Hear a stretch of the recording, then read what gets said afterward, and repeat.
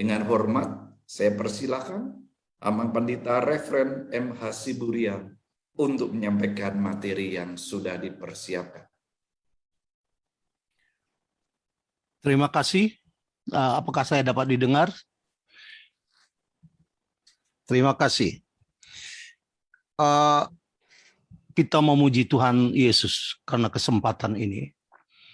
Sebuah kesempatan yang barangkali hanya satu kali kita miliki. Karena kesempatan kedua bukan kesempatan yang pertama. Jadi semua ruang dan waktu yang Tuhan berikan kepada kita adalah sangat berharga sekali. Karena kita tidak tahu apa yang akan terjadi pada masa-masa yang akan datang. Sesuatu hal akan segera datang dan tidak akan ada yang menghentikannya. Saya bersyukur karena diberikan kesempatan untuk memberikan sharing dengan judul Peluang dan Tantangan Gereja Aliran Pentakosta di Era Digital. Saya pikir kita semua telah mengerti sedikit sebanyak tentang era digital ini. Sebuah era yang sangat luar biasa, tetapi sebenarnya ini adalah sebuah pemenuhan profesi, pemenuhan nubuatan yang sudah lama sekali kita pelajari melalui Alkitab Perjanjian Lama dan Perjanjian Baru. Dan saya akan mencoba memulai dengan tantangannya. Artinya saudaraku yang kekasih sama Tuhan, bahwa gereja sedang berada di dalam sebuah zaman yang saya pikir zaman yang sedang menuju maksimalitasnya. Dan Alkitab memberikan kepada kita bahwa dalam rancangan Tuhan atau Allah ke dalam dunia ini adalah sebuah keselamatan yang berujung kepada sebuah kekekalan bersama-sama dengan Kristus. Itu rancangannya. Karena itu ketika waktu dan ruang berjalan dalam kehidupan kita, ada banyak hal yang akan terjadi, keluar dan masuk, termasuk teknologi ini. Saya harus beritahu bahwa teknologi bukanlah sebuah komoditas pikiran manusia yang bertentangan dengan firman Tuhan. Karena kita tahu persis bagaimana Tuhan itu menjadikan manusia yang pertama yang diperkenalkan kepada kita, yaitu Adam, adalah manusia rasional. Manusia yang berpikir, manusia yang mempunyai kemampuan untuk berpikir. Karena itu kita tidak a priori kepada pikiran ini. Kita tidak a priori kepada intelektual manusia itu sendiri. Karena memang kita dijadikan oleh Tuhan seperti itu. Kita sadar bahwa pelanggaran dosa yang dilakukan oleh Adam dan Hawa itu telah menjejaskan hubungan spiritual, hubungan kemuliaan, fellowship daripada Allah kepada manusia itu, dan itu yang direhabilitasi kembali oleh apa yang Tuhan telah berikan melalui para nabi, kata Rasul Paulus, kemudian juga oleh pejuang-pejuang Alkitabiah, terutama Perjanjian Lama, dan kemudian disempurnakan oleh kedatangan Kristus ke dalam dunia ini. Tetapi satu hal kita harus tahu bahwa pikiran manusia itu tidak pernah dijejaskan. Hanya saja, saudaraku yang kekasih sama Tuhan, the completeness of human life itu menjadi terjejas. Jadi kesempurnaan kemanusiaan itu menjadi terjejas. Oleh karena itu, saudaraku yang kekasih dalam nama Tuhan, bahwa apa yang terjadi sekarang adalah sebenarnya pengejaan tawahan dari kemampuan pikiran Allah yang diberikan kepada manusia itu. Tentu saja terbatas, karena semua ciptaan Tuhan itu ada di dalam ruang dan waktu. Allah itu sendiri adalah di luar ruang dan waktu. Jadi kita tidak bisa menyamakan pikiran Allah dengan pikiran kita. Ya, hanya saja Paulus mengatakan untuk membuat satu persekutuan bahagian dari pikiran kita dengan pikiran Allah, maka kita memiliki pikiran Kristus. Oleh karena itu, saudara-saudaraku yang kekasih dalam nama Tuhan Yesus Kristus, saya ingin menjelaskan bahwa manusia itu hampir tidak dibatasi oleh Allah dalam menggapai pikirannya. Sepertinya, sejak Yesus datang ke dalam dunia ini, saudaraku yang kekasih sama Tuhan, tidak ada pembatasan bagi pikiran manusia itu. Apakah dulu-dulu kala itu dibatasi? Oh ya, pernah terjadi apa yang kita kenal sebagai Nimrodisme. Nimrodisme ini adalah ketika Allah melihat kemampuan berpikir manusia itu sesuatu bahkan yang mengherankan bagi mereka. Sehingga Tuhan itu sampai harus turun untuk mengacaukan bahasa. Jadi bukan mengacaukan pikiran. Dalam Kejadian pasal yang ke-11 barangkali ayat yang ke-4 kita lihat bagaimana Tuhan itu mengacaukan bahasa. Jadi sebenarnya komunikasi mereka yang dikacaukan itu, karena kalau kita baca dalam pasal itu bahwa Tuhan itu melihat kecenderungan pikiran manusia itu yang sepertinya tidak akan terbatas itu telah melampaui limit, melampaui batas yang Tuhan berikan. Artinya Menara Babel itu bukanlah sebuah dosa. Yang menjadi dosa adalah tujuan daripada Menara Babel itu. Jadi saudaraku yang kekasih sama Tuhan, pengacauan bahasa itu datang karena ketujuan daripada Menara Babel itu yang menjadi masalah yang sangat besar. Mungkin mereka masih teringat bagaimana nenek moyang mereka Nuh itu mengalami banjir yang sangat luar biasa. Dan saudara-saudaraku yang kekasih sama Tuhan, Nimrod yang pada waktu itu memiliki kemampuan teknologi karena mereka satu bahasa, ya tidak ada dua bahasa di dalam kelompok bangsa itu, tetapi hanya ada satu bahasa, satu pikiran, dan apapun yang mereka pikirkan akan terjadi karena Alkitab mengatakan demikian. Jadi mungkin mereka teringat pada banjir itu, mereka membuat Menara Babel agar banjir datang, mereka akan bisa menyelamatkan diri secara teknis dari hukuman Allah. Seperti itu. Saya tidak mencoba melihat bahwa ada kesalahan di dalam teknologi itu, karena saya berpikir teknologi itu bersifat netral, ya. Dia tidak bersifat khusus, tetapi dia bersifat netral yang bisa digunakan untuk kebaikan dan bisa digunakan untuk kejahatan atau untuk keburukan. Dari setiap tesis selalu akan ada antitesis. Seperti itu.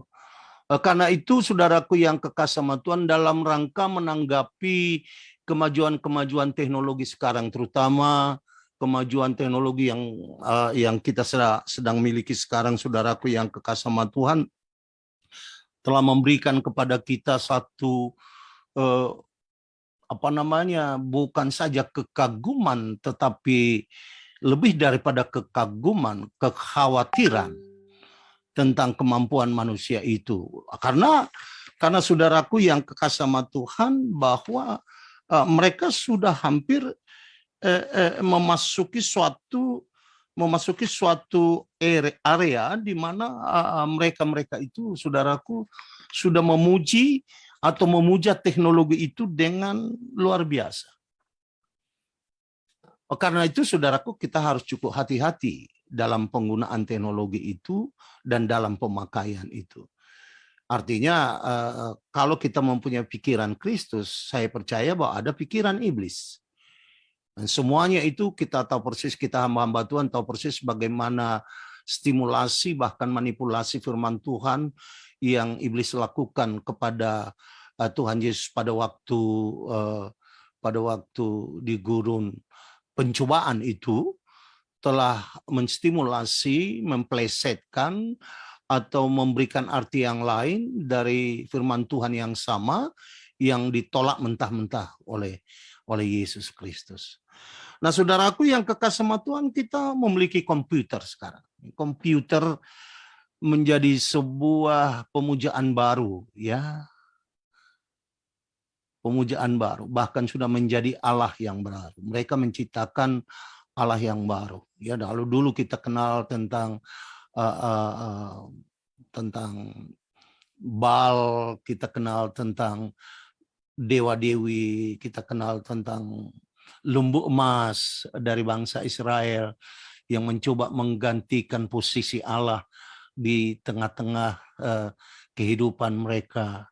Ya, dalam Kisah Rasul-Rasul Paulus mengatakan akan membuat sebuah perbandingan antara Allah yang hidup itu tidak dengan emas, tidak dengan teknik, tidak dengan teknologi, bukan dengan kemampuan berpikir manusia dan lain sebagainya. Karena itu, saudaraku yang kekasih sama Tuhan, saya melihat harus ada balance, harus ada semacam keseimbangan antara pikiran yang kita miliki dengan, saudaraku yang kekasih sama Tuhan, yaitu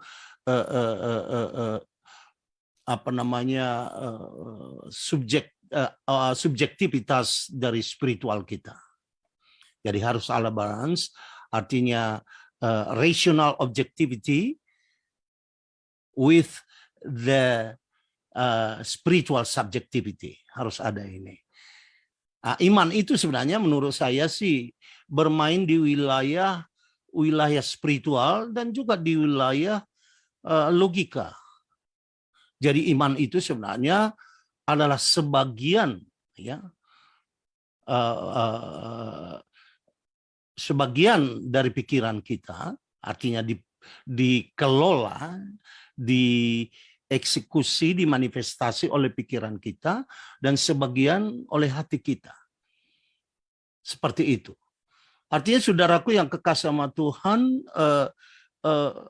sangat naif untuk mencoba menolak substansi hasil dari pikiran manusia itu sendiri. Sangat naif itu, karena itu ciptaan Tuhan. Nah, Tuhan menciptakan manusia itu rasional. Hanya keseimbangan dari rasional manusia, objektivitas rasional manusia, dengan subjektivitas spiritual kita yang iman kita itu, dia bisa bergerak melewati pikiran kita. It goes beyond our own mind. Jadi dia melampaui pikiran kita. Tetapi bagaimana hal-hal spiritual kita exercise, kita selalu harus menggunakan pikiran kita, rasional kita yang sudah dikuduskan, ditebus secara keseluruhan oleh keselamatan itu. Jadi baik pikiran kita, baik hidup kita, baik spiritual kita, baik seluruh sistem, what we call a living system of a human, itu semua dikuduskan oleh Tuhan. Nah, saudaraku yang kekasih dalam nama Tuhan Yesus Kristus, pengetahuan itu adalah sebuah keadaan yang memang inherent, yang memang bersama-sama dengan penciptaan manusia itu. Ya, dalam kitab Kejadian kita tahu bagaimana pengetahuan, pengertian, dan juga keahlian itu diberikan oleh Tuhan kepada kita. Dalam kitab Kejadian, saudaraku yang kekasih sama Tuhan, saya lupa ayatnya itu, Kejadian berapa itu, ya, Keluaran barangkali saudaraku, Keluaran 31 ayat 3 atau Keluaran 35 ayat 31.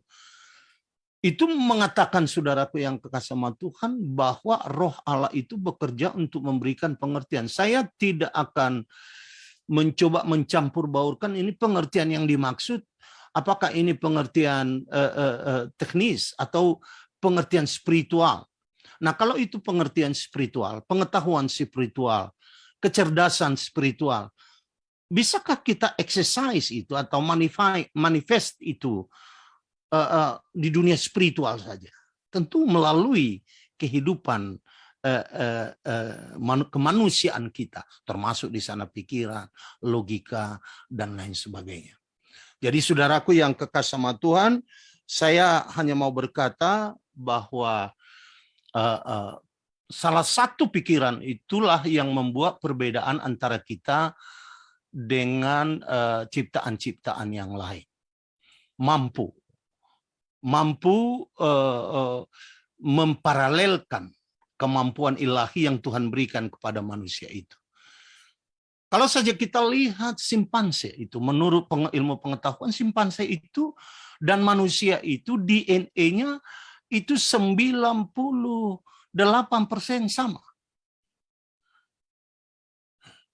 Ya, secara ilmiah mereka menemukan simpanse dan manusia itu mempunyai DNA tanda kutip 98%, hanya 2% saja perbedaan antara kita dengan mereka. Tapi saya harus beritahu bahwa yang 2% inilah sebenarnya yang membuat Adam itu menjadi Adam ciptaan Tuhan. Karena napas kehidupan Tuhan itu dimasukkan ke dalam dia menjadi the living soul. Dia menjadi jiwa yang hidup, saudaraku yang kekasih sama Tuhan. Dan 2% ini secara DNA yang membuat manusia itu menjadi spesial. Ya. Yang kemudian kita dalam perjanjian baru, kita tahu persis bagaimana Paulus dalam kitab Roma dan kitab Galatia mengatakan perbedaan-perbedaan yang nyata antara manusia tok dengan manusia yang ada dalam diri kita, manusia spiritual, yaitu anima body saja, makhluk biologis saja, dengan spiritual man who created according to the image of God, yang diciptakan sesuai dengan image Tuhan. Disinilah sebenarnya perbedaan antara kita dengan mereka yang tidak percaya itu. Oleh karena itu, saudaraku yang kekasih sama Tuhan, kita tidak akan pernah mencoba untuk meniadakan eksistensi teknologi itu, saudaraku yang kekasih sama Tuhan. Dan sepertinya Tuhan membuka jalan itu ya kepada manusia pada akhir zaman. Dalam kitab Daniel pasal 4 ayat 12 dikatakan dalam akhir zaman itu pengetahuan itu akan bertambah. Saudaraku yang kekasih sama Tuhan. Dan dikatakan di situ ada buku yang harus disembunyikan dan ditutup, disil, ya. Artinya buku ini saya tidak mau mencoba menerangkan secara jelas di sini tentang Daniel pasal 4 ayat pasal 12 ayat 4 itu, tetapi saudaraku yang kekasih sama Tuhan, Daniel 12 ayat 4 itu, tetapi saya hanya mencoba mengatakan ada orang yang berkata bahwa itu buku adalah tentang Yesus Kristus. Saudaraku yang kekasih sama Tuhan, saya paham itu dan kita tidak boleh tidak harus setuju dengan itu. Yesus itu adalah pengungkapan terakhir dari sebuah awal dari akhir daripada zaman itu. Artinya manifestasi Yesus Kristus ke dalam dunia ini adalah sebuah momen yang dipertunjukkan oleh Allah kepada kita dari sebuah awal proses pengakhiran daripada human living system di muka bumi ini untuk masuk kepada sebuah sistem yang baru yang Tuhan telah persiapkan, bahkan sesuai dengan ruang dan waktu Allah yang telah dipersiapkan jauh sebelum bumi ini sendiri diadakan, karena Tuhan itu atau Allah itu timeless and spaceless, dia tidak diikat oleh ruang dan waktu itu.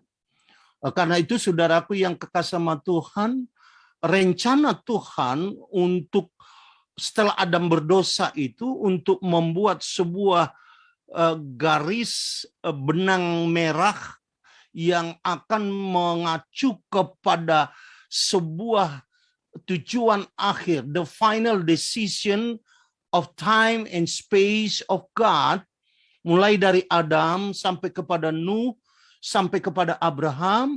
Di dalam Abraham panggilan itu ditujukan untuk sebuah keselamatan yang secara kontemporer dialami oleh Abraham, tetapi tujuan yang paling utamanya adalah di ujung sana ketika Kristus datang ke dalam dunia dan kita sudah masuk di area itu, sampai karena Abraham itu masih hidup 2 tahun pada saat Nuh itu meninggal. Artinya saudaraku yang kasih sama Tuhan, Abraham sudah berumur 2 tahun ketika Nuh itu meninggal. Jadi semua ini saudaraku, hubungan-hubungan ini dipelihara sampai pembentukan bangsa Israel yang menjadi sebuah kelompok orang-orang percaya yang secara khusus di bumi ini.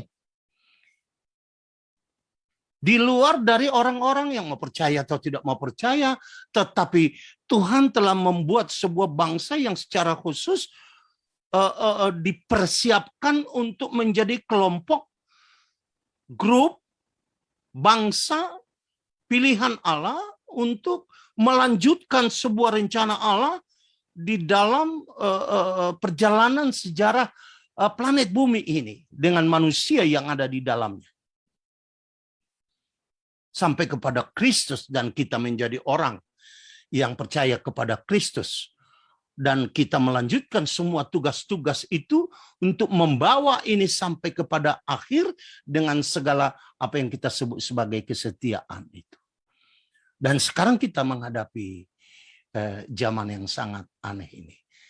Saya pikir ketika buku ini diungkapkan, pengetahuan ini makin ditambahkan, terbukti saudaraku yang kekasih sama Tuhan, pengetahuan manusia itu bertambah luar biasa, terutama 200 tahun belakangan ini, dimulai dari zaman Renaissance, mulai zamannya Galileo Galilei, Copernicus, mulai dari zaman pertanyaan-pertanyaan yang diajukan sebelumnya oleh Aristoteles, Plato, Socrates, ya segala macam filsuf-filsuf Yunani, Dante, Archimedes dan lain sebagainya, saudaraku yang kasih sama Tuhan, telah diungkapkan secara sporadis di seluruh dunia.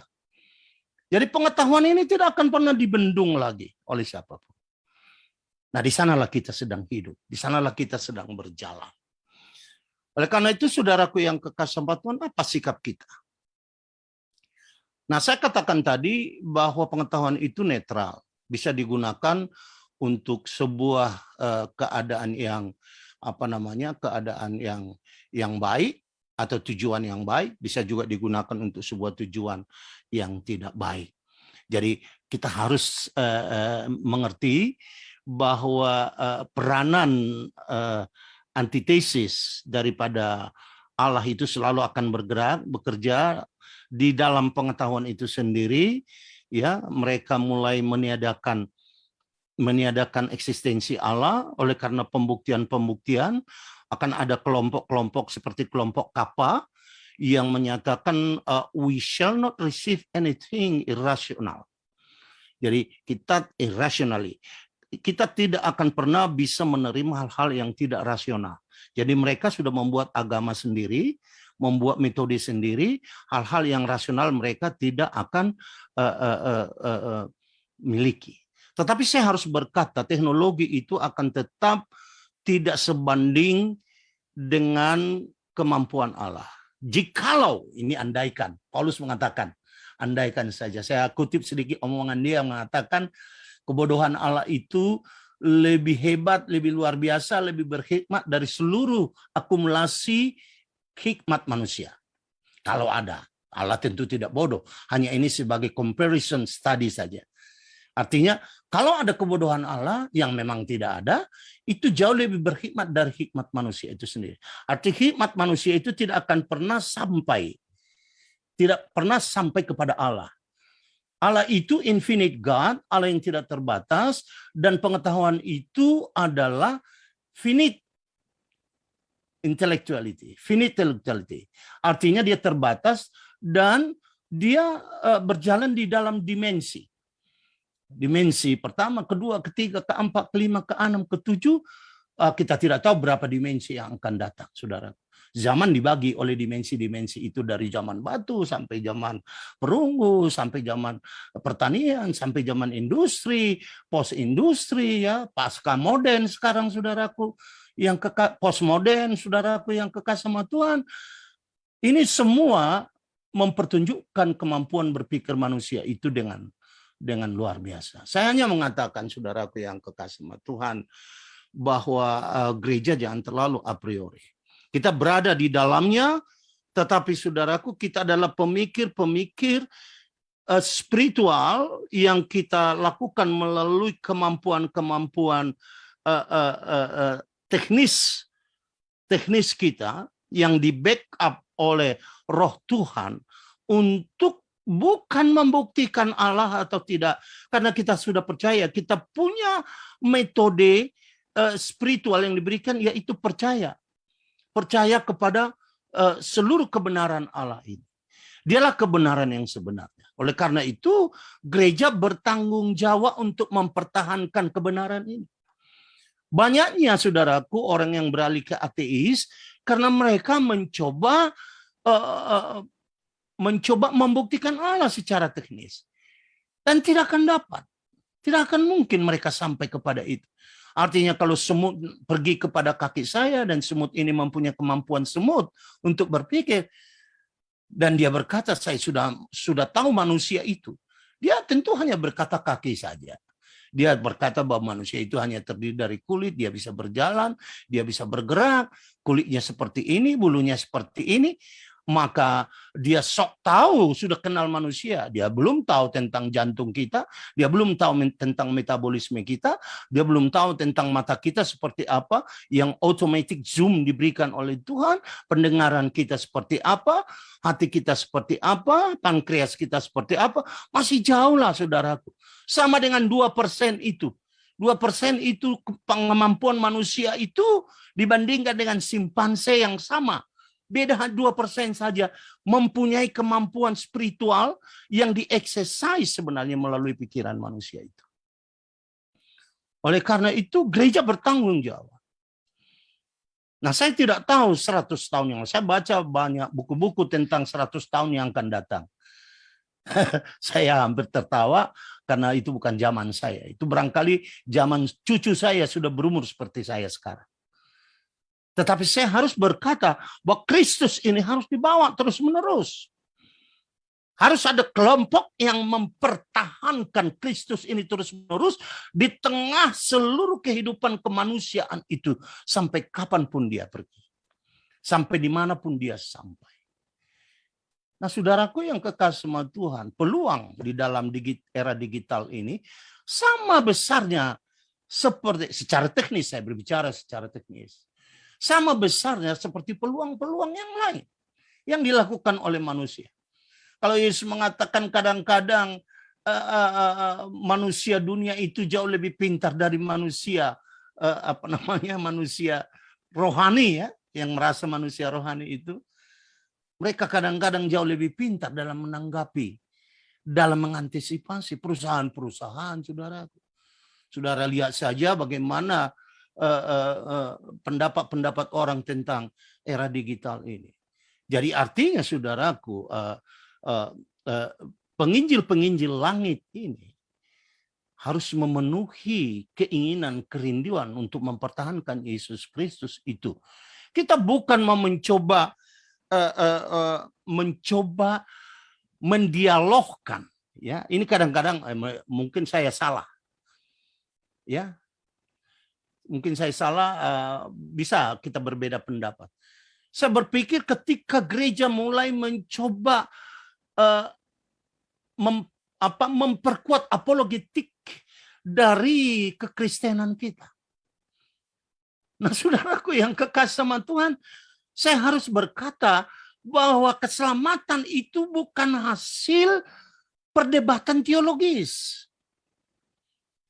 Artinya siapa yang menang, itulah agama yang betul. Siapa yang rasanya runtuh, tidak dapat mempertahankan argumentasi teologisnya, itulah agama yang kurang benar. Tidak. Saya tidak pernah melihat, saudaraku, di dalam gereja atau dalam Alkitab bahwa apa yang kita pertahankan adalah doktrinal, ideologi atau pengajaran yang kadang-kadang sesama umat Kristen saja saling membingungkan. Injil itu sebenarnya hanya satu saja, tentang Yesus Kristus, tidak lebih, tidak kurang. Bagaimana engkau memberitakan Yesus Kristus itu? Bagaimana orang percaya itu sebenarnya kadang-kadang bukan urusanmu.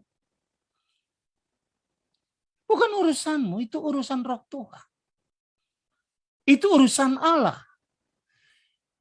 We are just a channel of Heavenly Father to reach the whole system of human. Nah, kalau kau atau saya tidak percaya lagi kepada kuasa Roh Kudus yang dapat mempertobatkan orang lain. Kalau saya bisa membuat tobat orang lain dengan bujukan saya, dengan rayuan saya, dengan argumentasi saya, ideologi saya, saudaraku yang kekasih sama Tuhan, barangkali itu tidak ada masalah. Tetapi saudaraku yang kekasih sama Tuhan, Yesus mengatakan kamu akan menerima kuasa jika Roh Kudus turun atas kamu dan kamu akan menjadi saksiku di Yerusalem, Judea, Samaria, sampai ke ujung bumi ini. Starting point kita adalah kita punya hubungan dengan Kristus, dengan Tuhan, dan terus itu dibina dengan luar biasa, baru kita melakukan ini. Dengan cara apapun, karena substansi penginjilan itu sebenarnya adalah segala makhluk dalam Markus 16. Segala bangsa dalam Matius. Tujuannya seperti itu. Caranya seperti apa? It depends on in what age you are living in now. Di dalam zona mana engkau sedang hidup sekarang. Saudaraku yang kekasih sama Tuhan. Ya, untung Yesus mengatakan, saya tidak akan meninggalkan kamu. Saya tidak akan meninggalkan kamu. Kalau saya pergi naik ke surga, saya akan memberikan penolong, saya akan memberikan penghibur, saya akan memberikan penghikmat, dia memberikan kuasa dan lain sebagainya. Oleh karena use your time and space in digital era. Saya tidak mencoba untuk menerangkan era digital ini secara, karena waktu saya hanya diberikan setengah jam. Apakah saya sudah hampir ya, sudah mau hampir. Oleh karena itu, saudaraku yang kekasih sama Tuhan, saya pernah membaca sebuah tulisan tentang digital atau apa namanya, hal-hal yang terjadi dalam era digital ini, dan mereka mengatakan barangkali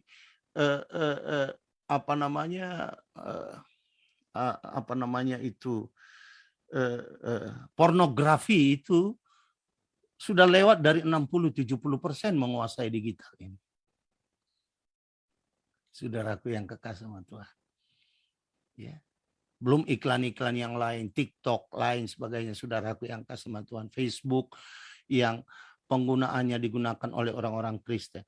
Artinya saya mencoba menyatakan bahwa penginjil-penginjil langit sangat diperlukan pada saat ini, tetapi penginjil-penginjil langit yang terfokus kepada menginjilkan Kristus dengan kuasa Roh Kudus, melampaui kemampuan misionaristik yang dimiliki oleh manusia dulu kala itu. Ya, apakah kita itu masih perlukan? Mungkin saja kita perlukan, karena tetap saya, saudaraku yang kekasih sama Tuhan, tidak terlalu percaya kepada kemampuan teknologi ini untuk menjadi basis utama kita dalam memberitakan Injil. Tetapi kita artinya kalau Yesus lahir sekarang, ya, kalau Yesus lahir sekarang, abad yang kita sekarang ini, dia pasti kalau pergi ke Indonesia dari Yerusalem pasti naik pesawat.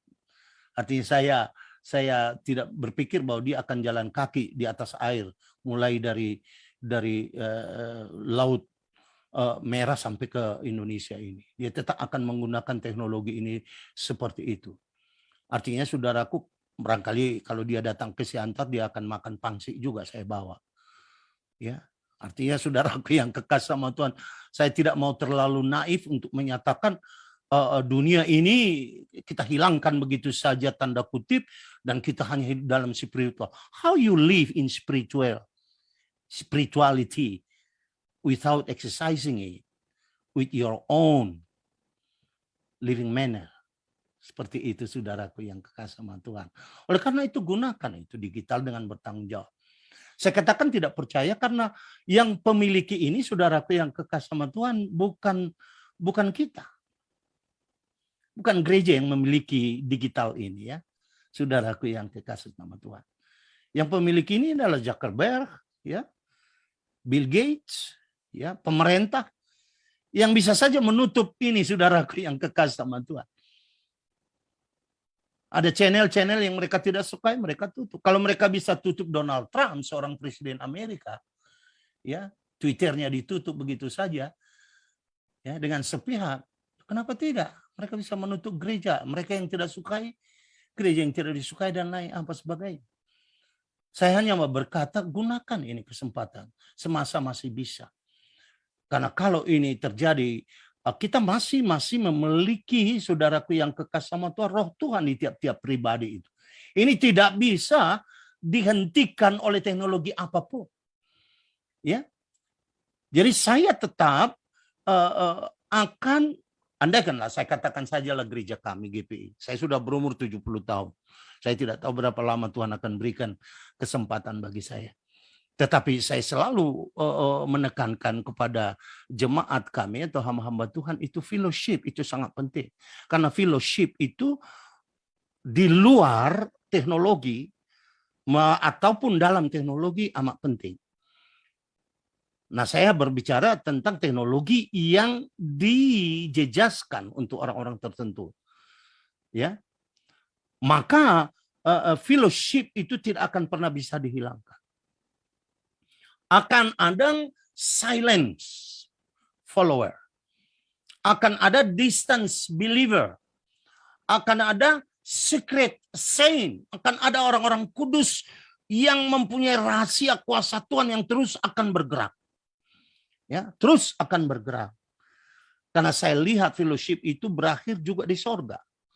Ya, karena dalam kitab Wahyu kita lihat bagaimana semua orang berdiri di hadapan Tuhan. Dari segala macam kaum, segala macam bangsa, segala macam suku dan bahasa. Ada 4 jenis orang yang berdiri di sana. Artinya itu tidak berakhir menjadi sebuah Facebook community. Selalu identitas kebangsaan itu ada di sana. Kaum itu ada di sana, dan kelompok itu ada di sana, bahasa itu ada di sana. Dilihat oleh Yohanes dalam kitab Wahyu itu. Artinya orang Batak tidak akan pernah hilang jika engkau mempertahankan kebatakanmu. Orang Manado tidak akan pernah hilang. Kita tidak akan terbaur menjadi orang internasional yang bisa digunakan oleh iblis atau antikristus untuk menjadi pencaplokan identitas daripada segala bangsa yang dikatakan oleh Kristus dalam Markus 16 itu. Segala makhluk yang dikatakan oleh Kristus dalam kitab Markus dan kitab Matius itu. Saudaraku yang kekasih Tuhan. Oleh karena itu, sekarang kita bisa melakukan penginjilan bersifat pribadi. Ya, saya diingatkan kalau waktu saya sudah habis, ya. Kalau sudah habis, lalu kemudian kita melihat bahwa penggunaan yang kita lakukan itu tentu saja berasalkan aturan-aturan. Kalau misionokrasi yang dilakukan oleh zaman dulu lalu bersifat personal, kemudian saudaraku yang kekasih sama Tuhan, gerakan personal ini menjadi mass evangelism, from mass evangelism become a national evangelism, dan from national evangelism become international evangelism, dan sebaliknya seperti itu. Tantangan internasional akan ditolak secara internasional. Tantangan nasional akan ditolak secara nasional.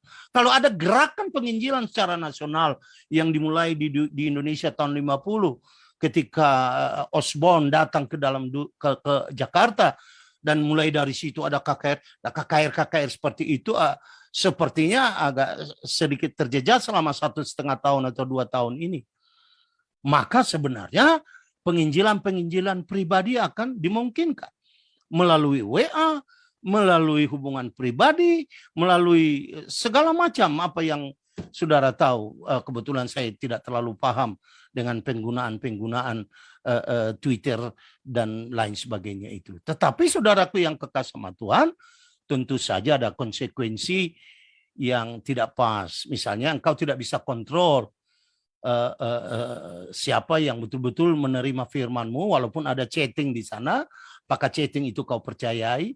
Apakah yang memberikan chat itu adalah orang-orang yang percaya betul, dan apakah itu ada hoax, pembohongan dan lain sebagainya? Tentu saja ada risiko di sana. Tetapi yang penting, nama Yesus ini tidak boleh ditutup oleh apapun.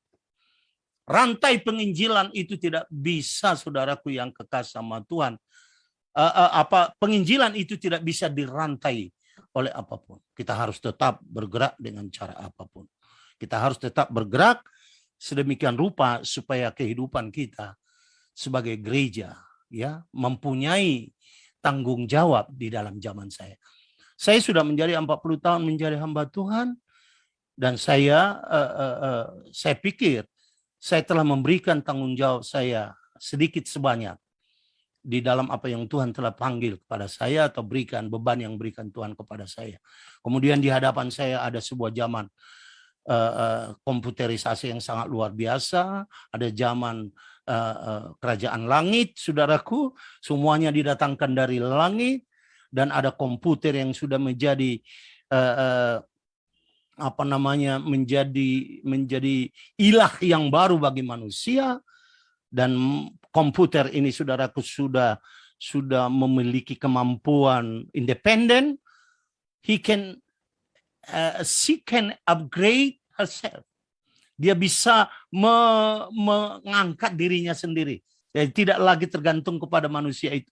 Dia menjadi artificial intelligence yang independen.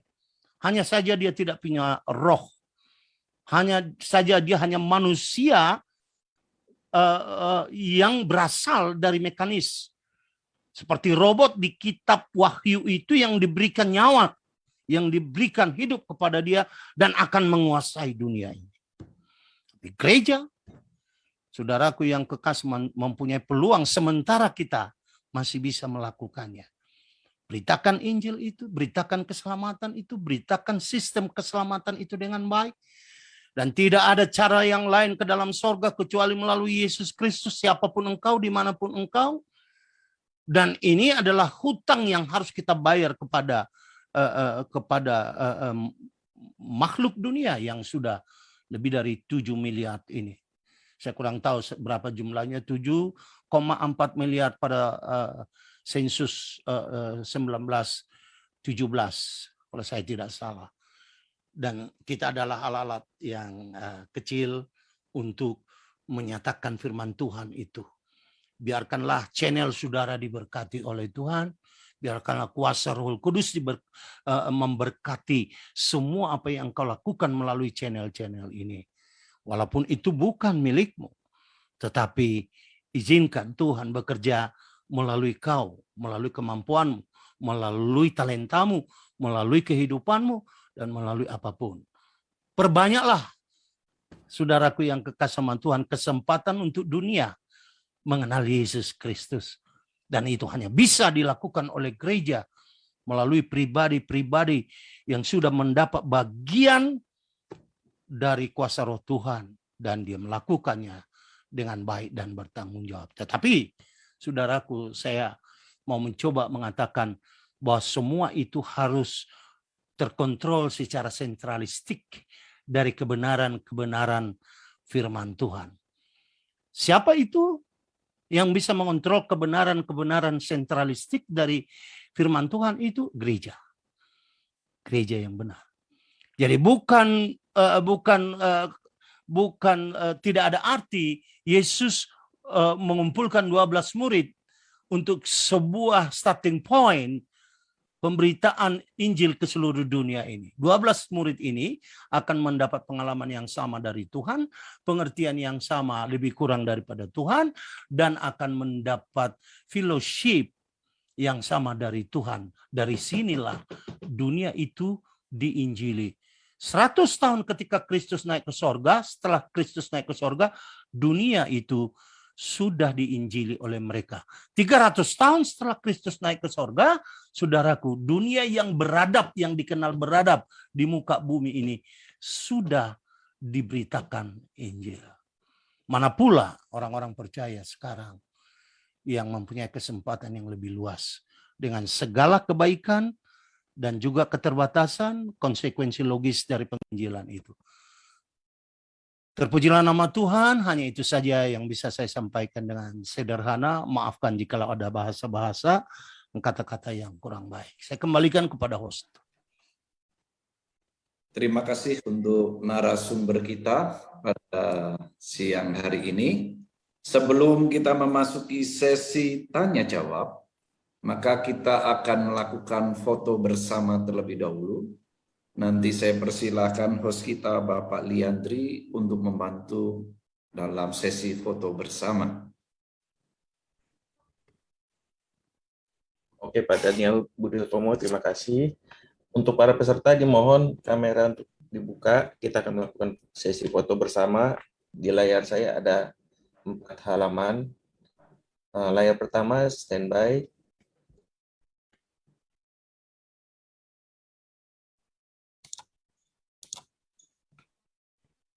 Dua, tiga.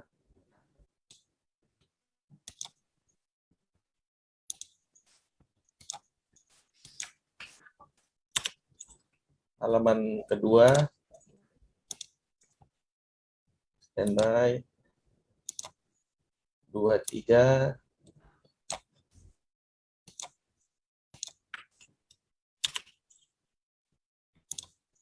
Halaman ketiga. Standby. 2, 3.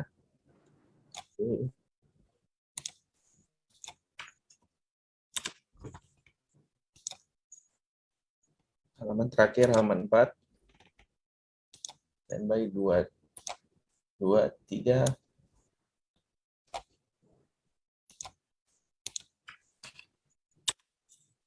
Oke, sesi foto bersama sudah selesai. Saya kembalikan ke moderator Pak Daniel Budiotomo. Terima kasih untuk Bapak Liandri, host kita yang luar biasa. Selalu fotonya bagus-bagus hasilnya.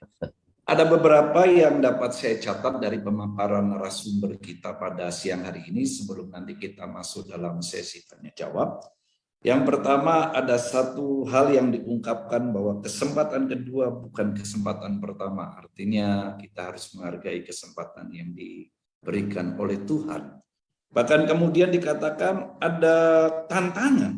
Di era digital ini tantangannya adalah bagaimana gereja memakai menjadi alat memaksimalkan untuk mencapai tujuan, yaitu keselamatan, kehidupan kekal bersama Yesus Kristus Tuhan. Jadi semua teknologi adalah netral, tadi dijabarkan, bukan sesuatu dosa atau kesalahan, tergantung dari siapa yang menggunakannya. Dalam menggunakannya diperlukan keseimbangan. Tadi dituliskan, disingkapkan antara objektivitas manusia dengan spiritualitas manusia yang ada. Jadi selama itu bisa diseimbangkan, kita dapat menggunakan bagi kemuliaan nama Tuhan tergantung penggunanya. Dikatakan juga bahwa teknologi tidak sebanding dengan Allah. Oleh sebab itu gereja diwanti-wanti, diberikan peringatan supaya tidak mengandalkan teknologi terlalu berlebihan, karena di sana masih ada roh Allah. Keselamatan tidak tergantung dari teknologi.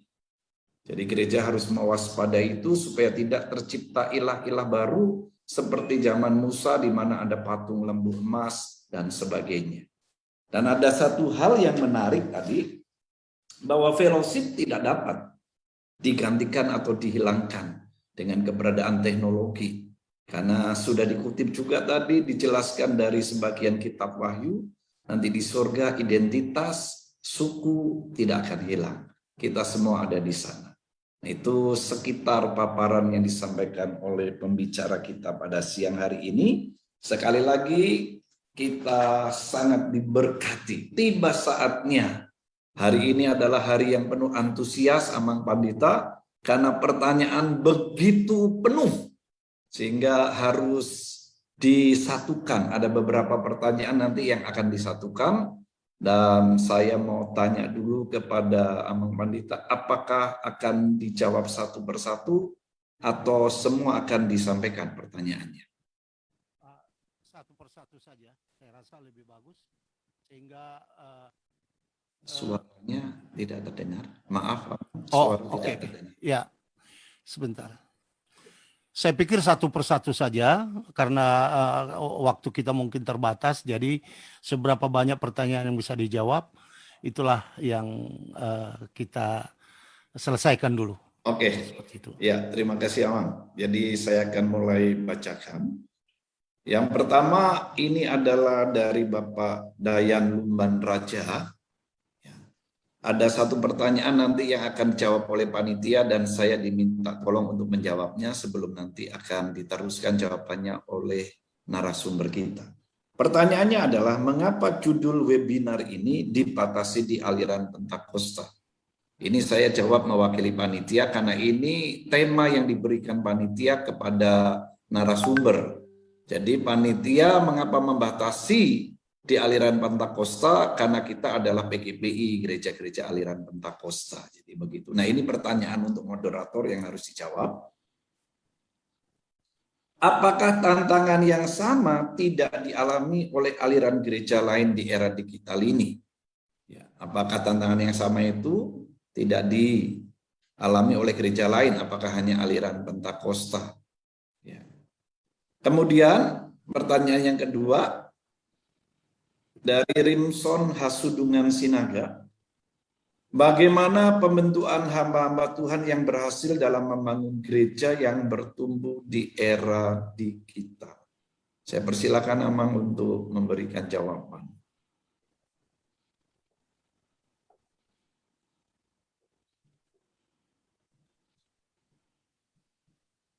Baik, pertanyaan pertama telah dijawab. Dari pertanyaan Bapak Pendeta Dayan Lumban Raja dari Bandung. Apakah tantangan yang sama itu tidak dialami oleh aliran gereja yang lain? Saya pikir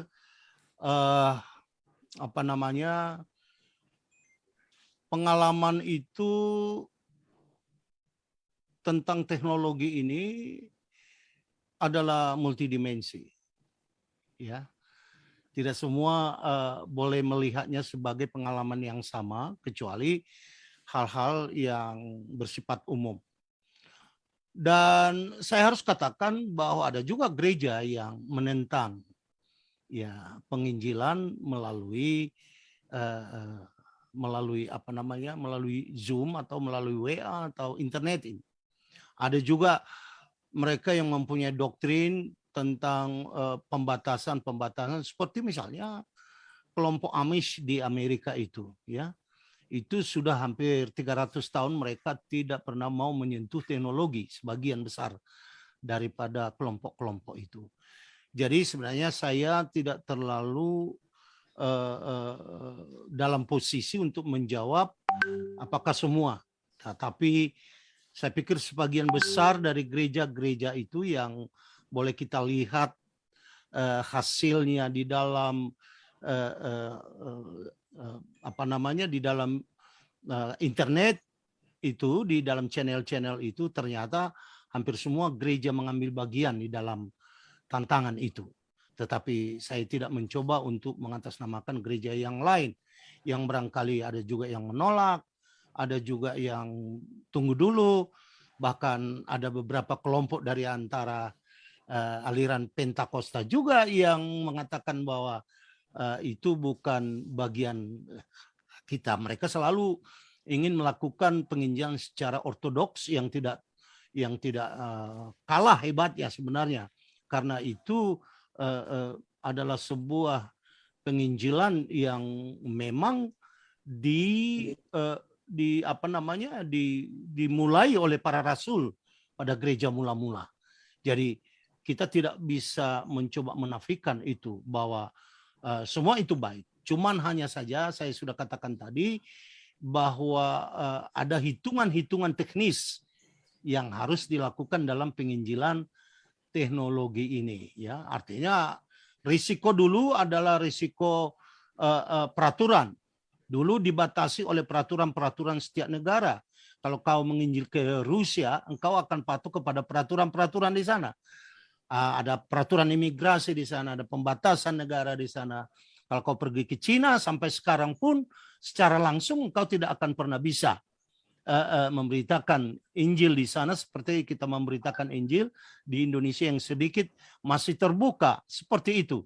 Menggunakan internet, kalau itu bisa merasuk sampai ke tempat-tempat yang kita tidak bisa jangkau secara fisik, saya pikir ini adalah sebuah tantangan dan sebuah kesempatan.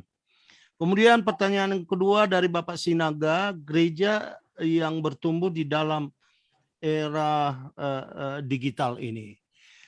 Saudaraku yang kekasih sama Tuhan, secara jujur saya belum pernah melihat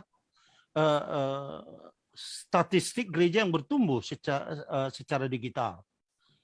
Saya belum pernah melihat itu. Ada sebuah gereja yang bertumbuh karena menggunakan kegunaan-kegunaan digital. Apakah itu sudah tersensus dengan baik apa belum, saya kurang tahu. Ya, saudaraku yang kekasih sama Tuhan, tetapi pertumbuhan gereja itu sebenarnya dia menyangkut spiritualitas gereja, bukan menyangkut kemampuan teknologi gereja. Nah, saya harus katakan itu. Jadi Alkitab itu sebenarnya sudah cukup luar biasa menjadi data bagaimana sebenarnya gereja itu bertumbuh dengan baik. Ya, itu sudah lebih daripada cukup. Nah, teknologi itu hanyalah sebuah peralatan, ya, peralatan komunikatif yang dilakukan oleh gereja. Jadi dia bukan sebuah, menurut saya ya, mungkin kita banyak tidak, dia bukan sebuah komoditas penyokong pertumbuhan. Ya. Penyokong pertumbuhan itu adalah, saudaraku yang kekasih sama Tuhan, how you live as a Christian, how you perform your faith, bagaimana engkau hidup sebagai orang Kristen dan bagaimana engkau memperformasikan, melakukan rohanimu dan imanmu yang hidup. Itu saja. Dan kau harus bertanggung jawab kepada gereja yang kau pimpin. Itu. Ya. Saya harus beritahu bahwa ajaran yang sehat di dalam gereja akan membuat jemaat sehat. Ajaran yang salah akan masuk kepada destinasi yang salah. Seberapa hebat pun kita mengatakan itu, mengucapkan itu, melakukan itu, jalan yang salah selalu akan berujung kepada destinasi yang salah. Oleh karena itu, be careful. Dan untuk bertumbuh, saudaraku yang kekasih sama Tuhan, lakukan saja apa yang dikatakan oleh Alkitab kepada kita. Itulah pertumbuhan gereja yang dimaksud. Saya tidak mencoba untuk membahas secara jauh pertumbuhan kualitas dan pertumbuhan kuantitas seperti itu. Baik. Ya, terima kasih untuk semua jawaban. Ini ada pertanyaan-pertanyaan yang saya coba untuk gabungkan dalam satu kumpulan. Jadi pertanyaan ini berkenaan dengan Alkitab, pengenapan Alkitab, tentang keberadaan akhir zaman, dan juga tentang ibadah online. Apakah itu akan merubah kebiasaan-kebiasaan ibadah kita? Saya akan sampaikan beberapa pertanyaannya dengan inti-inti yang seperti itu yang dapat kita kelompokkan. Yang pertama adalah dari Pendeta Derikson Sijabat. Apakah pandemi yang terjadi saat ini adalah pengenalan Alkitab untuk memasuki era pelayanan digital? Kemudian dari Pendeta Yusuf Agustian juga, Di era digital khususnya ibadah sebagian besar menggunakan sistem online. Apa tantangan terbesar gereja aliran Pentakosta dalam menjaga api Pentakosta tetap menyala? Bapak Pasadi Kunli juga menanyakan, apakah dengan adanya kebiasaan online ini akan merubah kebiasaan kita dalam beribadah? Sementara ada yang menanyakan, masih berkaitan dengan pandemi COVID ini, apakah pandemi COVID ini berkaitan dengan akhir zaman atau kiamat? Dan dari Pendeta Arnold Panjaitan mempertanyakan, tadi sudah sempat disinggung oleh narasumber tentang nimrotisme. Apakah era digital adalah bagian dari nimrotisme? Dan masih ada penanya lagi yang berkaitan dengan hal yang sama supaya bisa dijawab langsung dari Bapak Pendeta Daniel Tumber. Apakah kemajuan teknologi menjadi pertanda semakin dekatnya kedatangan Tuhan, Mesias? Apakah iman dulu atau baru ilmu pengetahuan dalam perimbangan penggunaannya? Itu pertanyaan-pertanyaan yang ada. Saya kembalikan kepada narasumber untuk menjawab. Baik, terima kasih. Pertanyaan-pertanyaan ini sebenarnya memiliki karakter yang sama. Saya akan mencoba menjawabnya secara umum saja atau summary saja. Ya, akhir zaman. Ya, akhir zaman itu sebenarnya mulai dari naiknya Kristus ke sorga sampai dia datang. Jadi itu berjalan terus-menerus sampai dia datang, itu namanya akhir zaman.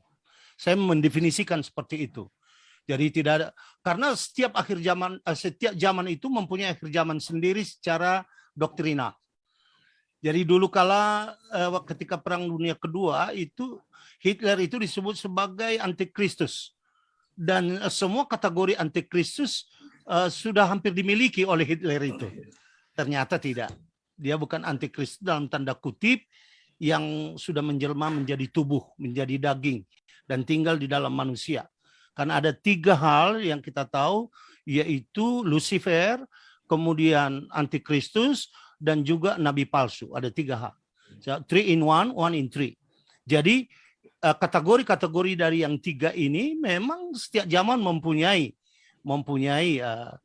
zamannya sendiri. Pada zaman dulu kala, pada zaman Kristen, zaman kekaisaran Romawi, ya itu banyak kaisar-kaisar yang sudah disebut sebagai antikristus dalam tanda kutip akhir zaman mereka, karena pembunuhan-pembunuhan yang dilakukan oleh kaisar seperti Kaisar Nero yang telah membuat manusia itu menjadi obor sepanjang perjalanan ke Olimpiade itu, saudaraku, dan membakar mereka dengan supaya penerangan jalan sepanjang 2 kilometer itu bukan kurang sadis untuk menyatakan dia sebagai antikristus.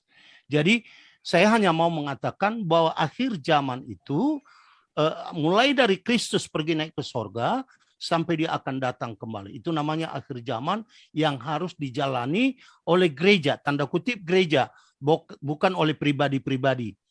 Ya, artinya apa? Pribadi saya dengan bapak saya akhir zamannya lain.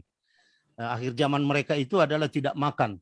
Kalau akhir zaman kita itu kebanyakan makan, saudaraku, yang terlalu makmur kita ini dalam akhir zaman ini.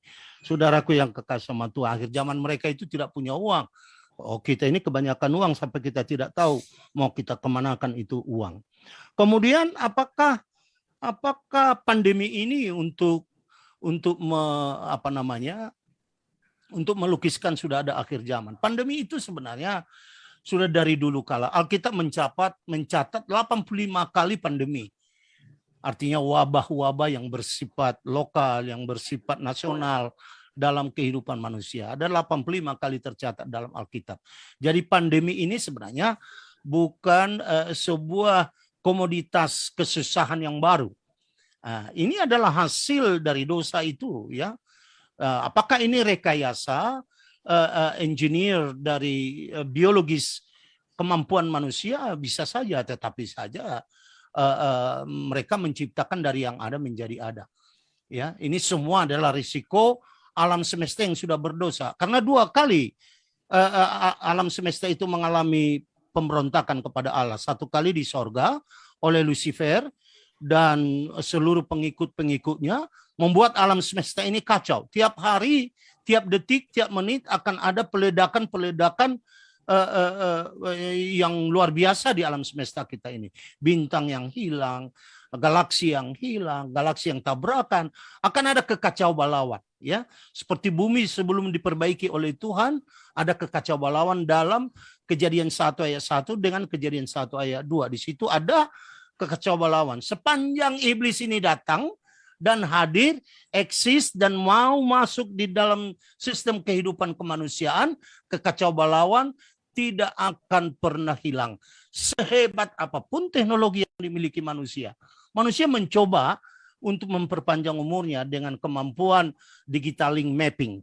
Artinya digital mapping itu sudah ada untuk memasukkan sebuah sebuah alat yang lebih kecil daripada butir darah merah itu untuk mengalir ke darah dan memapping penyakit-penyakit yang ada di sana, sehingga sebelum penyakit itu datang dia sudah terantisipasi untuk disembuhkan.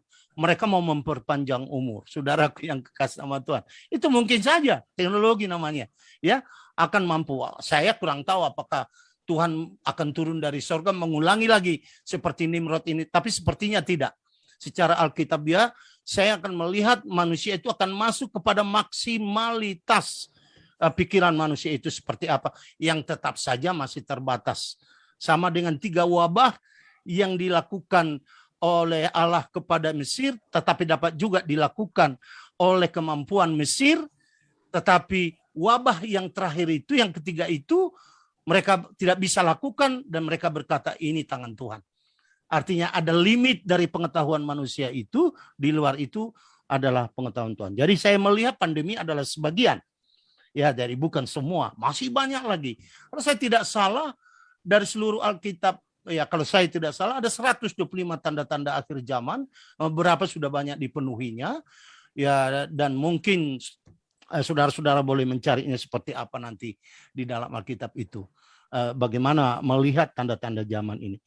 Sistem online menjaga, bagaimanakah kita menjaga sistem online ini? Apakah ini tidak akan menggantikan sistem yang biasa? Saya percaya bahwa face-to-face meeting is still needed. Jadi hubungan satu persatu dengan pribadi dengan pribadi, saudaraku yang kekasih sama Tuhan, itu masih diperlukan karena itulah hubungan yang natural, hubungan yang alamiah. Jadi gereja tidak boleh kehilangan ini. Saya setelah pemerintah kami di daerah mengizinkan 25% atau 40%, bahkan sebelum, selalu saya curi waktu untuk pergi ke gereja, dan jemaat Tuhan mungkin dilarang, tapi hamba-hamba Tuhan dengan gereja yang bisa muat 400-500 orang hanya dimuat oleh 10 orang, tetapi kita tidak akan pernah biarkan itu gereja kosong. Ya, kita tidak pernah biarkan itu kosong.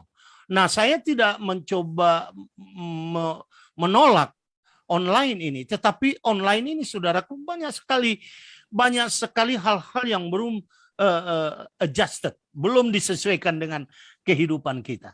Ya, artinya online itu mengurangi kekudusan kebaktian, kedua mengurangi hikmat dari kebaktian, karena engkau tidak tahu apa yang dilakukan oleh orang yang mendengarkan engkau secara baik. Allah itu secara fisik memang dipersiapkan untuk komunitas yang sendiri, yang khusus, ya. Ya. Jadi tidak boleh dicuri oleh orang lain. Kalau kau ingin bertemu di gereja itu dengan Tuhan, kau harus masuk di gereja itu. Seperti itu. Apakah ada gereja online? Faktanya ada. Tetapi bisakah di sana semua orang? Ya bisa saja semua orang di sana. Tetapi saya melihat gereja online itu hanya gereja alternatif. Saya tidak melihat itu menjadi pengganti gereja yang biasa. Itu gereja alternatif. Zaman yang sedang berbicara, waktu yang sedang berbicara. Apakah itu akan terus? Ya, akan terus. Yesus pernah mengatakan tentang Lazarus, yang dengan Abraham bersama orang kaya itu kan online itu. Saudara yang kekasih, orang kaya itu berpikir bahwa cobalah sentuhkan ujung jarimu ke air dan berikan ke kerongkonganku. Abraham mengatakan, oh ini jauh ini. Ya, kita bisa ngomong langsung tetapi jauh. Antara kau dan saya itu sangat jauh sekali. Jadi online ini sebenarnya bukan sebuah telekonferensi, itu bukan sebuah hal yang baru bagi Alkitab. Itu ada sebuah yang biasa. Dan kemudian kita melihat di kitab Wahyu ada 2 saksi yang dibunuh dan di sana terbaring selama 3 hari 3 malam di tengah jalan kota besar itu. Dan dalam firman Tuhan itu dikatakan, maka semua mata melihat. Ini online. Dulu kalau orang mengatakan bagaimana Alkitab itu pembohong besar itu, mana bisa semua mata melihat sebelum online ini muncul. Justru online ini membuktikan Alkitab itu benar. Jadi artinya apa, saudaraku yang kekasih sama Tuhan, Alkitab itu tidak alergi kepada online. Ada saja teknologi online yang disebut di sana, tetapi Alkitab kan bukan buku teknik. Dia bukan buku teknologi. He's just describing book. Dia itu buku yang melukiskan, menyatakan. Karena itu berlaku untuk segala zaman. Oleh karena itu saya tidak melihat sistem online itu akan menggantikan.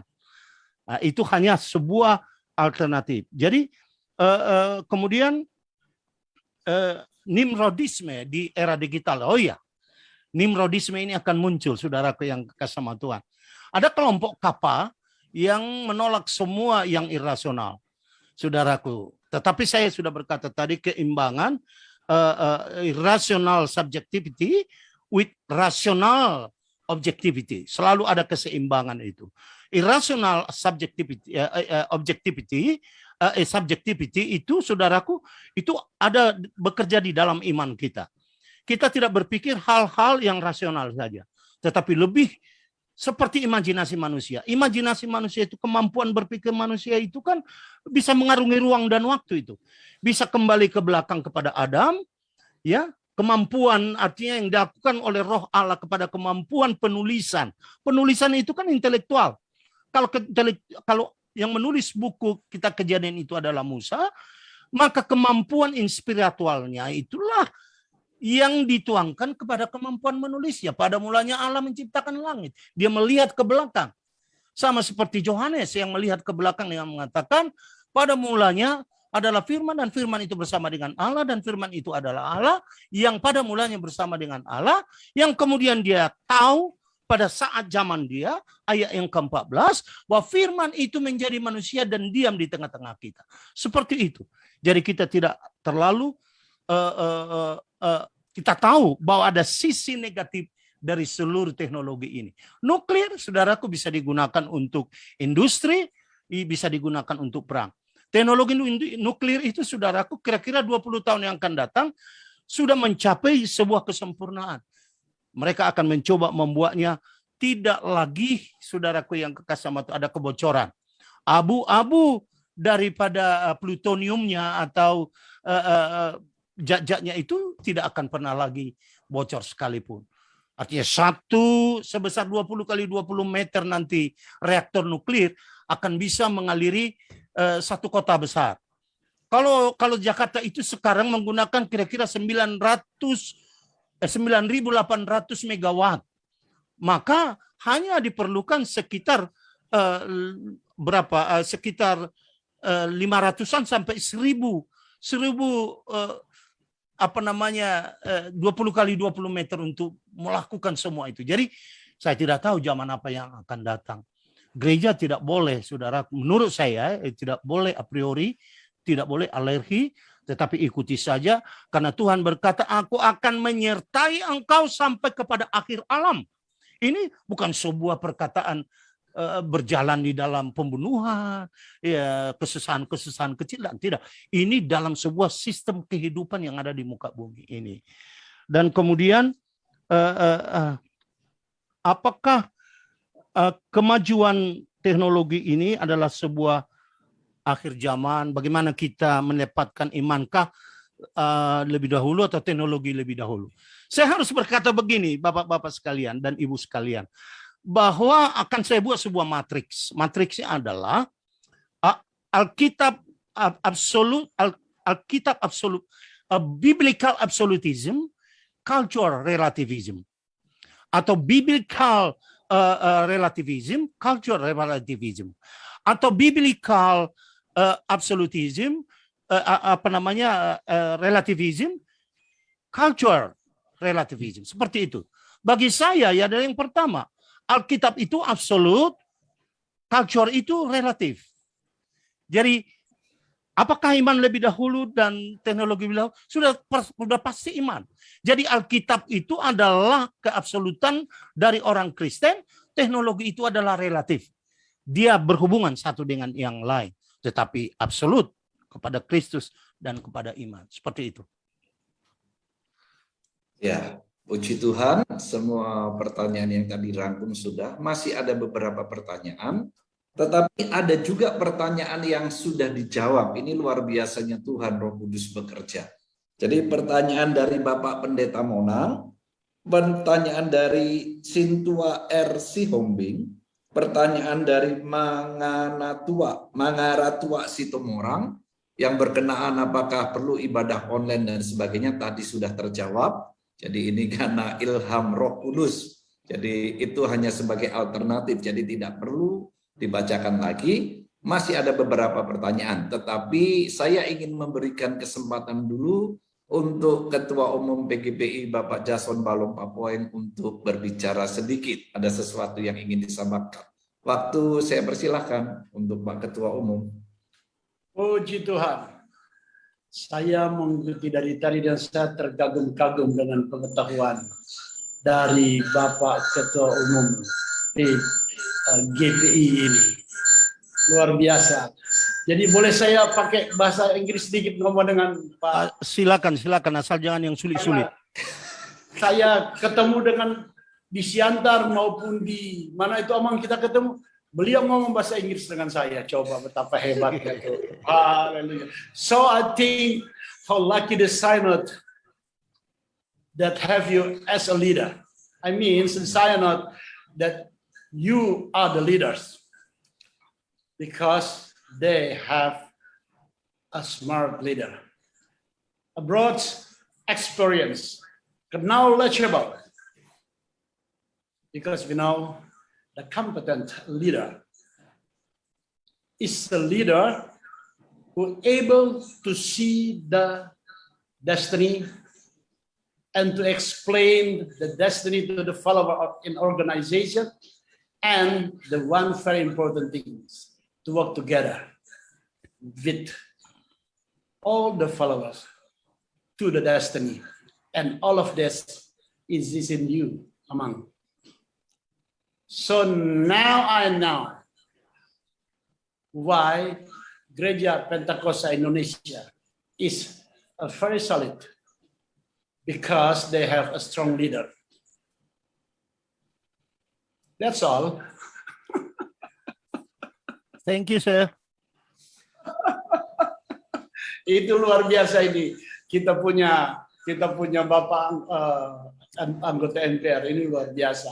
Dan kita PGP beruntung memiliki anggota MPR seperti beliau ini. Saya katakan tadi, memiliki pengetahuan yang luas, memiliki seorang yang smart, pintar, dan memiliki kompetensi sebagai seorang pemimpin. Karena seorang pemimpin, dia harus memiliki, yaitu dia mampu melihat tujuan, dia mampu menjelaskan secara sederhana tentang tujuan itu, dan yang paling penting, dia mampu berjalan bersama-sama dengan organisasinya menuju tujuan.